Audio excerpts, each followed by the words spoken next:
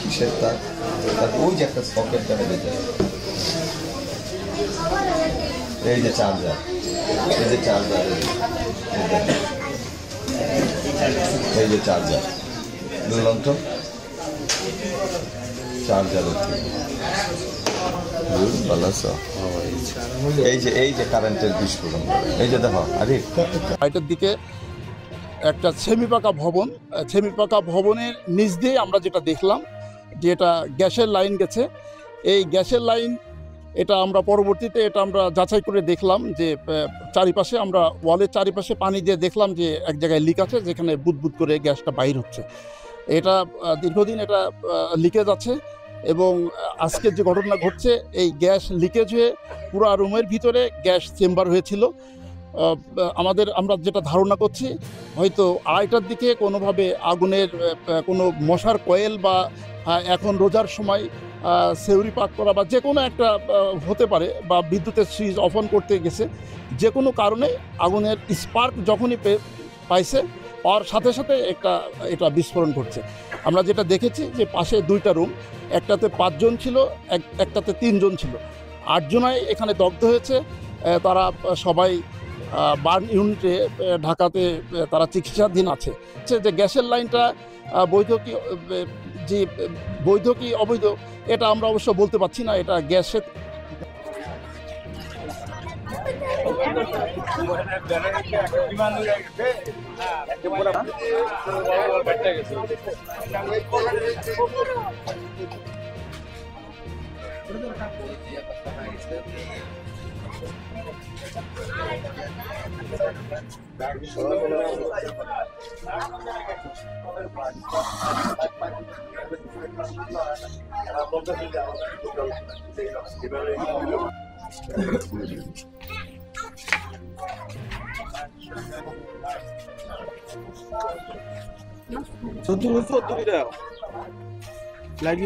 মোবাইলের চার্জার মোবাইলের battery bast দুইটা, কারণ ওয়াটার কয়টা ছিল ওয়াটার উপরে ওইটা পুড়ে গেছে।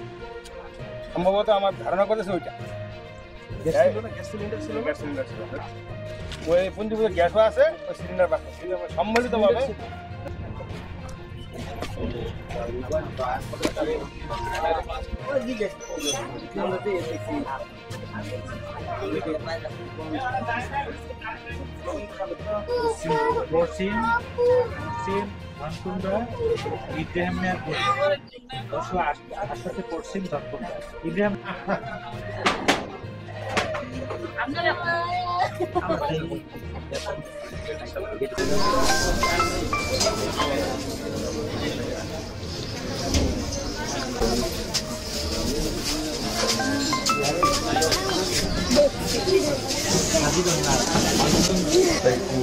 কিসের তার ওই যে একটা সকেট দেখা যেতে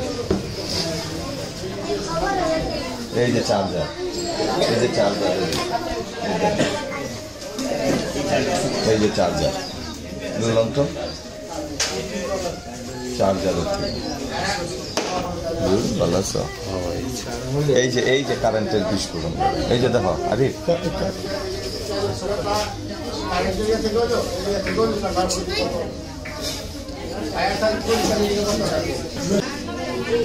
মোবাইলের চার্জার বা কি গ্যাস সিলিন্ডার ব্যবহার করতো সিলিন্ডার গ্যাস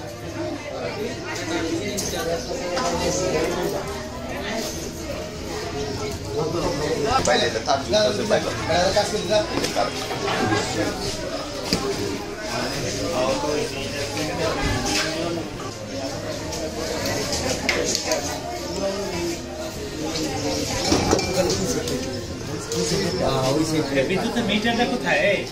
মিটারের সামনে মিটারের সামনে সামনে